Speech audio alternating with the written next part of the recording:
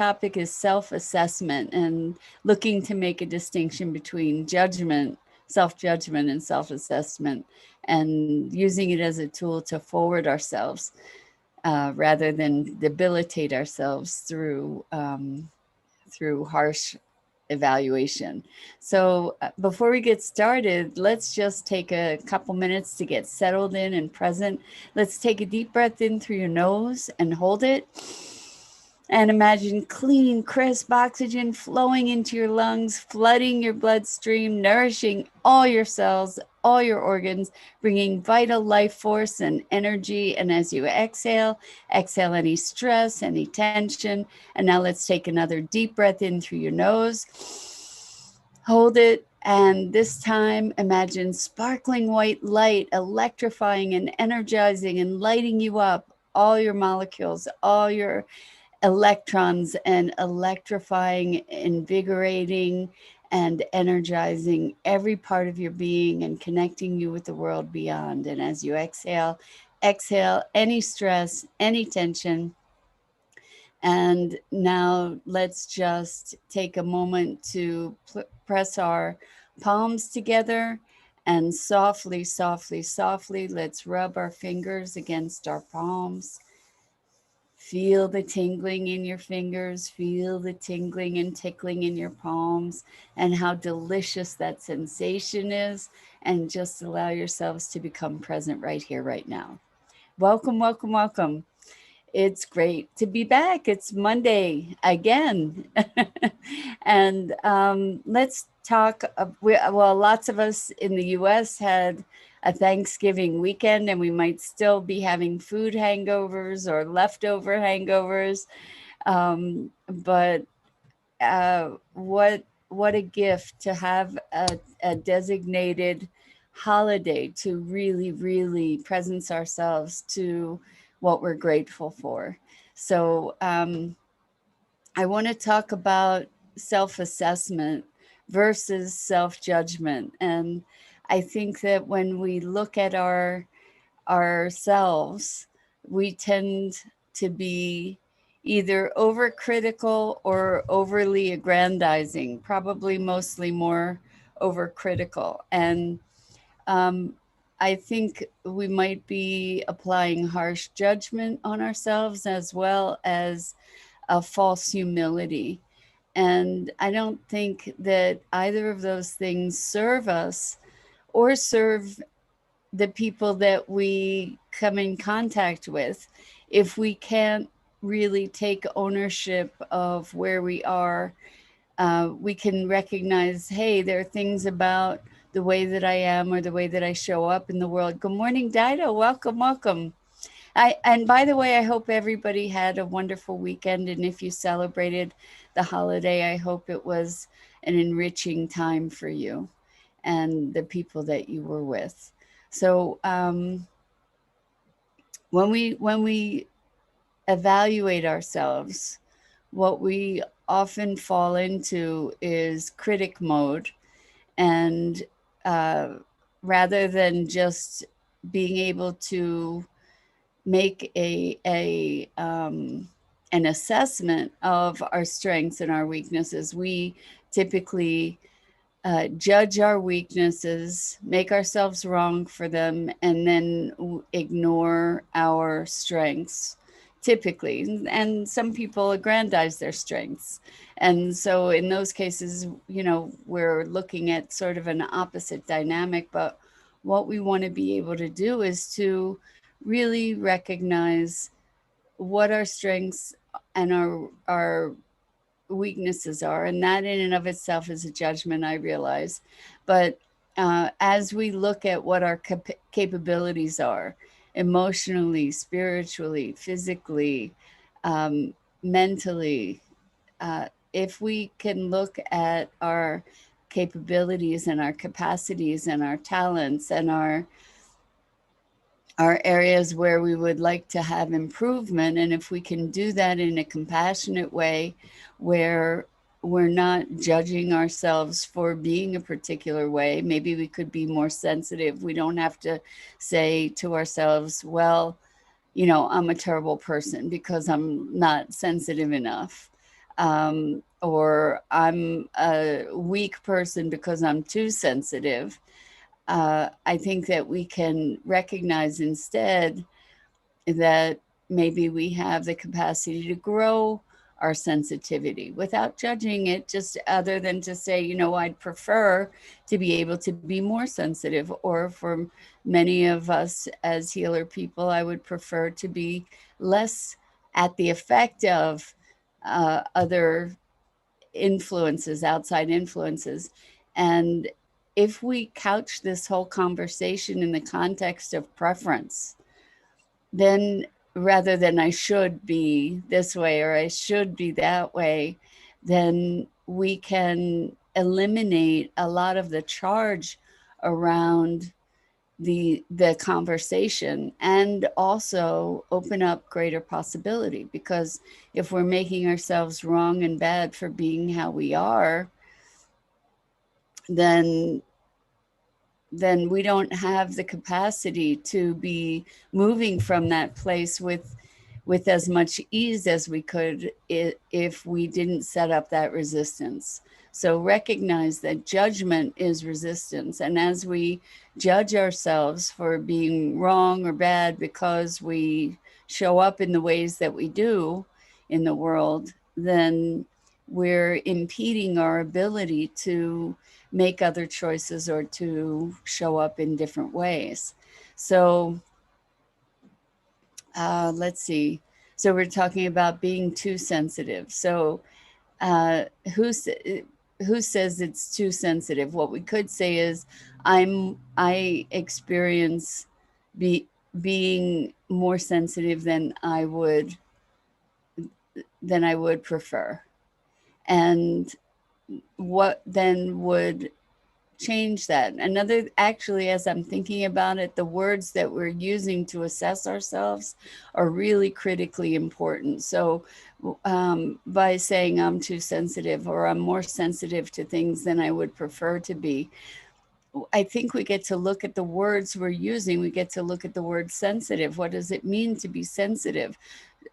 Maybe it means to be affected by, or impacted by, or um, at the effect of, or reactive.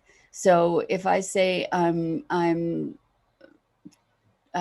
more sensitive than I would prefer to be, maybe what I may be talking about the experience of the impact that the external that I feel from the external world. That, you know, I tend to pick up pain, or I tend to pick up emotions from other people. Well, if that's the case, as we're looking at that, what we want to look at is, well, what's the desired state? What's the desired outcome? And perhaps it is to be not quite so permeable a membrane. And what would that look like? It doesn't need to look like shutting down. It doesn't need to look like shutting off. What it can look like is strengthening one's inner core. And by strengthening one's field and one's inner core, then by nature, there's a different permeability in the interface with between ourselves and the rest of the world. So as we're making these assessments of ourselves, we get to look at what's more desirable, and we also get to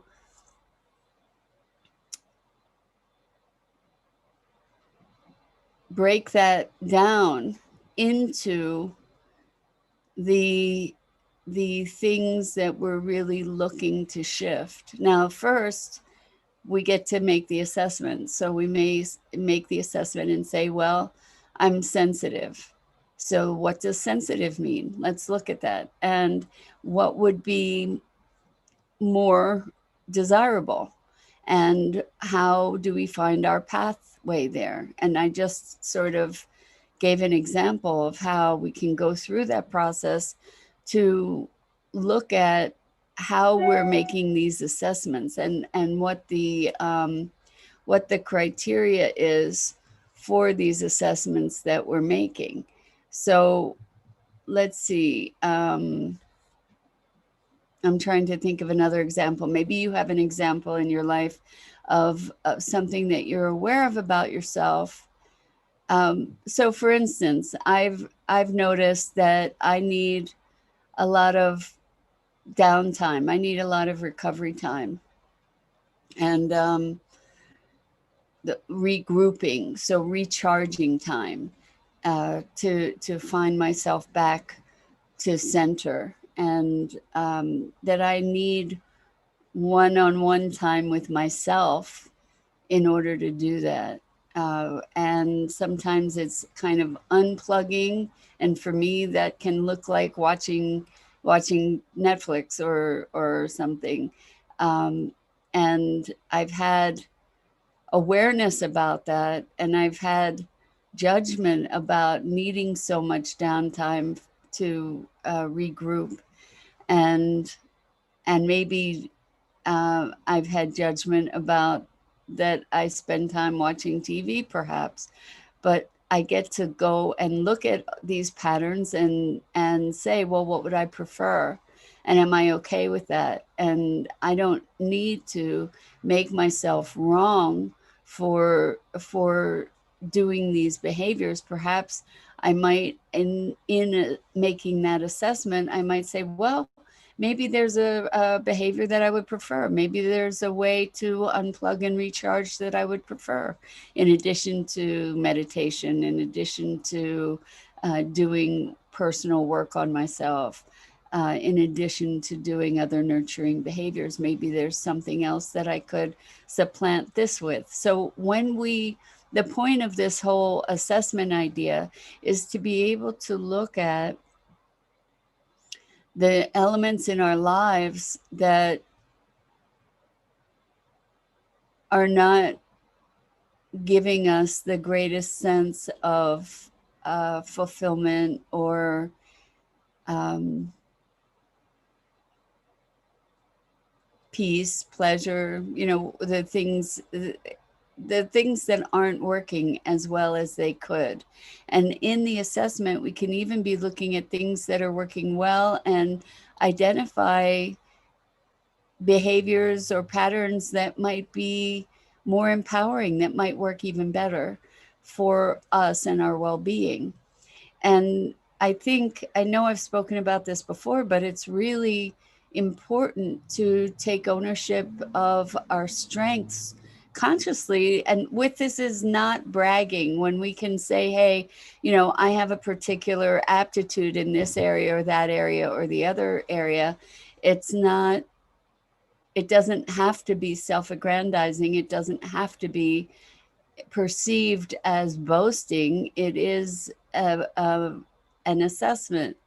And we don't need to attach any particular pride, or just like we don't need to judge ourselves harshly for things that we would like to improve.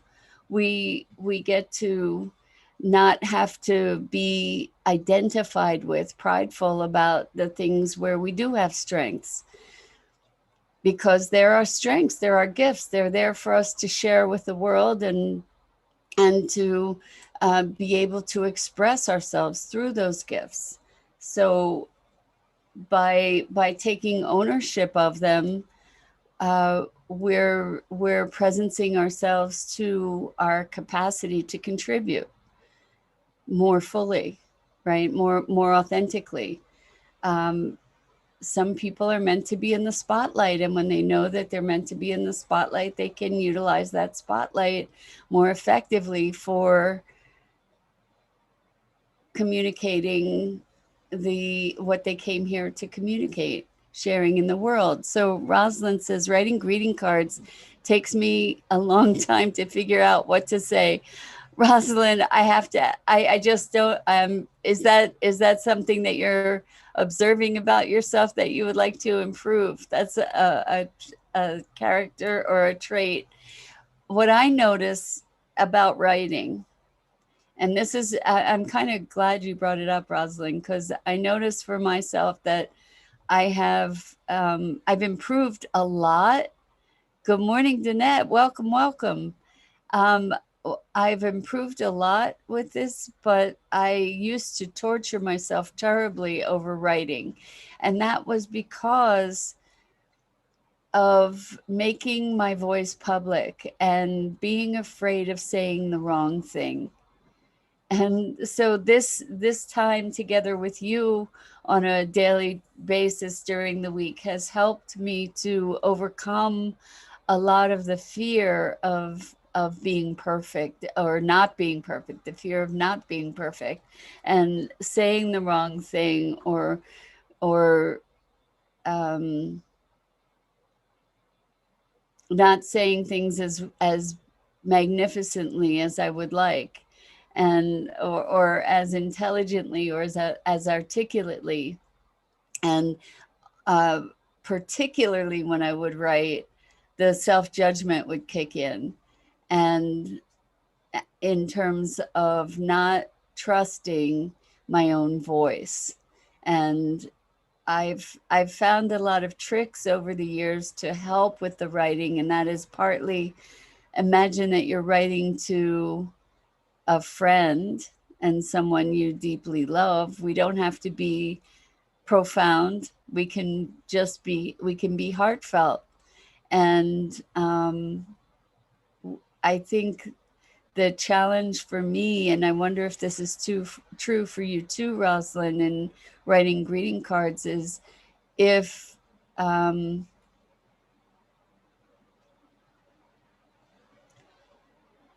if you're afraid of how people might perceive you, and if you are having an expectation that it has to be a certain way, like it has to be perfect, or the act of writing greeting cards in and of itself is an act of generosity um, and love, hopefully, unless you're writing greeting cards out of obligation.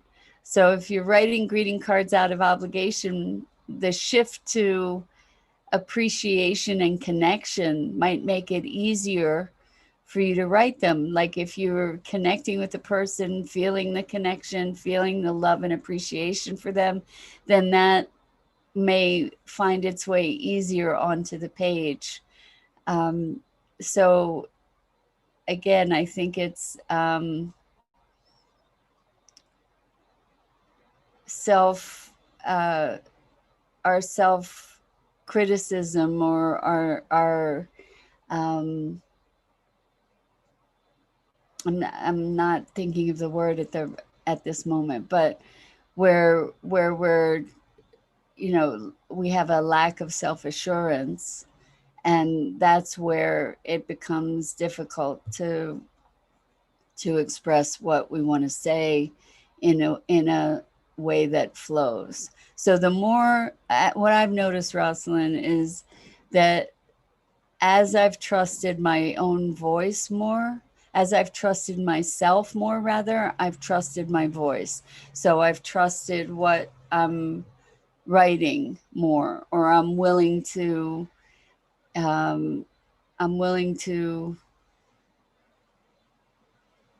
be more generous with myself as I write. I'm willing to just say what's really there for me. And I don't know if that's in any way helpful. I hope it is. But when you feel like you're talking to someone you care about, it's easier, and who cares about and loves you, it's easier to write what you're going to write and to really truly express yourself authentically. At least that's my experience. And part of it is practice, and and a willingness to be seen too, because people are going to, writing anyway is like a permanent record of of certain expression. So you know, or of an expression of yourself. So that was always an impediment for me in the past, was, well, this may be there forever, you know, I'm putting it in writing. So I'm alert to what I'm putting in writing. I'm full of care around it. I'm not haphazard when I write things, but as I come to trust myself more, I find that I'm better able to authentically express myself in writing. So I wonder, I'm really curious what you think about that, and if that resonates for you at all. So, other things about self-assessment. Self-assessment is, we're coming into the holiday season, or we're in the thick of the holiday season, and as New Year's is approaching, we have typically a time for reflection and self-assessment and evaluation. And with COVID, a lot of us have been doing that anyway. And one of the things that we get to look at is what kinds of shifts can I make in my life that would bring more enrichment and happiness. Rosalind says, today's subject makes me think of New Year's resolutions. Yeah, so I'm getting an early start on that, so that by the time New Year's rolls around, we can be ready and excited about making transformation. But we don't have to wait till New Year's to do that. And maybe we can build up the momentum now to really be rocking and rolling with New Year's. So to start the new year off on a new foot where we've prepared the ground for it. So this is actually very much up for me, because I am looking at how I've structured my life and what I would prefer in terms of the way that my life unfolds, my schedule, my commitments, etc. And so I think that uh, part of this initiative from me is coming from wanting to be able to start the new year with this um, new context.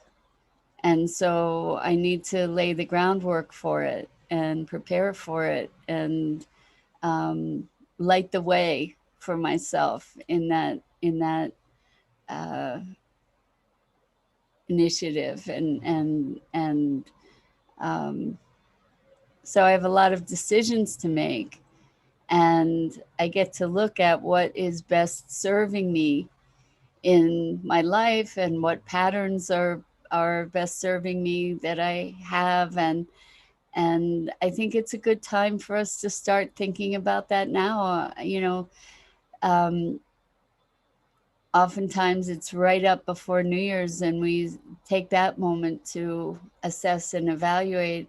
I think we've been going through such a time of deepening with these ongoing challenges in our culture, uh, and our world, that we have been looking more closely, maybe than ever, as a collective presence on the planet. Probably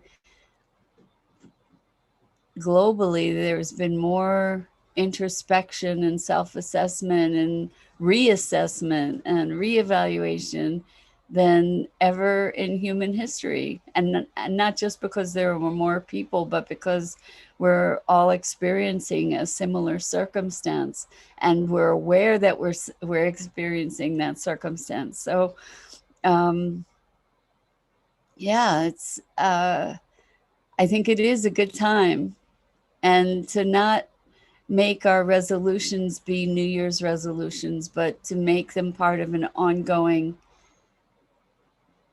evolution, New Year's evolution. How about that? And yeah, let's blur the edges of New Year's for our resolutions, and to make it a progression, and we can use the new year to celebrate our achievements to that moment, and our path moving forward. Um, I think that this is probably more important now than ever. Not only is it happening more now than ever, but important. Good morning, Tammy. Welcome. We're talking about self-assessment, and Rosalind says it sounds like New Year's resolutions, and in a way, it is. I'm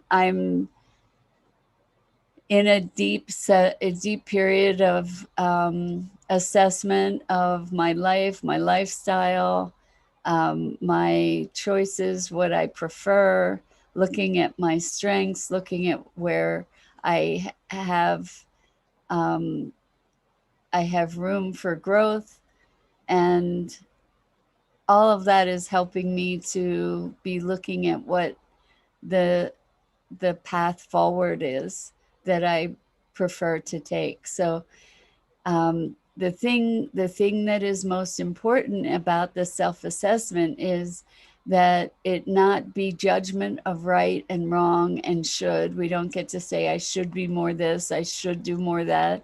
We are You can do that, of course, but it's so much more empowering to say, I would prefer to do more of this or less of that. I would prefer to be growing in this direction. And as we look at preference, we recognize that we have choice. And whereas should is kind of a judgment and mandate in and of itself. So the trick or the reminder in this self-assessment exercise is to be generous with yourself. Don't be observing rather than judging. And Tammy says, oh, a hard one, self-assessment. I need it though. We all need it because we get to see, where am I happy? Where am I not happy? You know, what are things that I'm doing that I'm enjoying and I'm feeling fulfillment from? What are things that I would prefer to put more attention on to improve? What are things that I would perhaps like to reduce in the way that they show up in my life? And the point here is not to be doing the judging thing and not to be doing the false humility and denial thing, but to be really looking with a an unobstructed eye, an unobstructed view to what where we are, so that we can choose where we want to go or where we desire to go from that place. So, and we can do that with honesty and not with harshness. So, harshness is the judgment. We can get an honest awareness of where we are in order to move to where we prefer to be or where we choose to go next. So that's my thought for the day, and I hope that you can embrace that with generosity for yourself, and as a treasure hunt, an exploration, to see, you know, what's going on for you, and then to be able to deliberately design a way forward that that gives you more of what you desire. So with that, I'm Mira Rubin. This is the Core Connection, and I go live every weekday morning at 9 a.m. Eastern Time on the Enlightened World Network Facebook page. I love having this time with you. I am so grateful to you for joining me. And I invite you to check out the other awesome programming on Enlightened World Network. And until next time, just be good to you and look at opening your choices for creating the life that will fill your heart with joy and satisfaction.